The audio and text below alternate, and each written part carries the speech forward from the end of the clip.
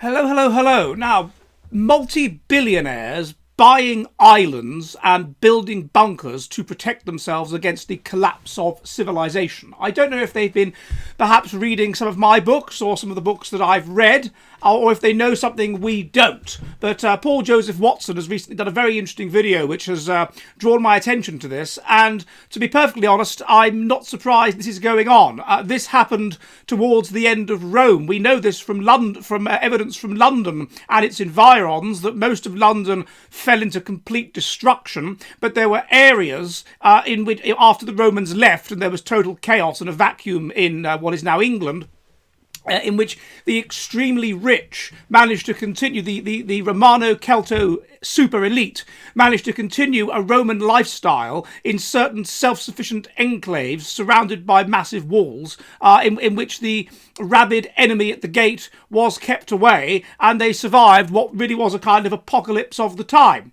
They survived the collapse of civilization in what is now southern England. And it seems that these tech billionaires may well be realizing that something like that is going to happen. They know that something is coming. They know that a so-called black swan event is going to occur.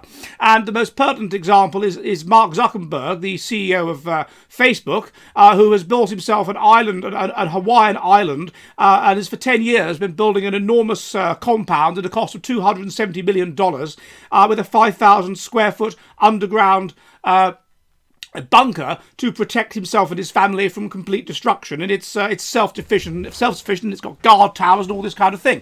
There are other billionaires, such as Peter Thiel, who has done the same thing and has built himself a bunker into a mountain in New Zealand. So obviously there is a fear on the part of these people, and perhaps an understanding that we are moving into the end of civilization. We are moving into the South Africanization of Western countries. We are moving into the breakdown of law and order at the societal level. We are moving into anarchy. And in that context, you have to take the law into your own hands and you have to protect yourself. And it is only the extremely wealthy who will be able to protect themselves. And as I say, you saw this towards the collapse of Rome. You also see this in medieval England and early modern England, when people could be outlawed for murder or whatever it happened to be, very, very wealthy people, and they just had to take the law into their own hands. And they would run these protection rackets, and of course anybody could kill them. They were outlaws, but as long as they had a protection racket that could protect them, they could live as outlaws. They wouldn't be hanged for murder as long as they could plead literacy, benefit of the clergy, and they could read, and they would just live as outlaws for the rest of their lives in a bunker, essentially, a self-sufficient bunker protected by their lackeys.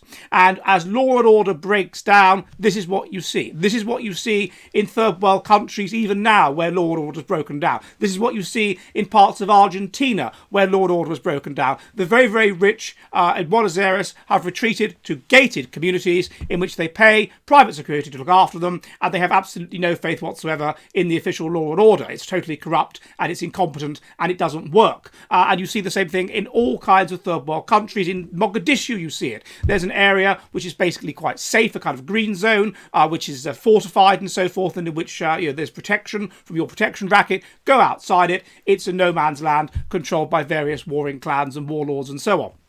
The expectation, as intelligence goes down, as social trust goes down, as we have balkanization for various reasons we all know about, is that eventually there is a breakdown of government, there is a breakdown of law and order. And in that context, then you are going to need to protect yourself. And you will be able to do that either as a member of a protection racket or as a person that is rich enough to have their own protection racket. And what you need ultimately, if it gets too bad, is an island, a place where you can completely retreat and be self-sufficient while everything around you turns into Mad Max movie, turns into an apocalypse. Now, there may be something about the super rich that makes them paranoid.